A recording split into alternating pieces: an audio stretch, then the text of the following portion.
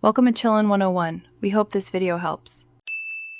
Start by opening the composition that contains the tracked layer.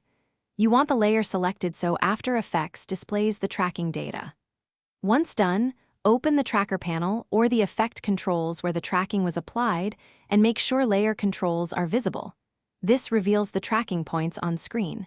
You're not prepping software, you're exposing the data. Now identify which tracker points correspond to the unwanted markers, and note whether they belong to a single tracker or a duplicate effect.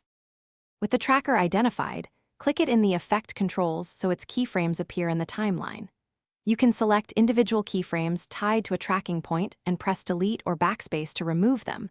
This removes the track from those frames. If the track is a null or point layer, select the null in the timeline and either hide its visibility or delete the layer entirely. Make sure to scrub the timeline to confirm the marker is gone and the shot still behaves as intended.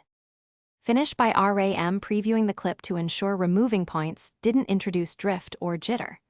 If you see instability, refine adjacent keyframes by smoothing or manually adjusting their values, or rerun the tracker on a shorter region to create a clean replacement. If a deleted tracker broke a parented null, reparent affected layers to a new null and transfer essential keyframes. A key troubleshooting tip: when jitter persists, revert the deletion. Duplicate the layer.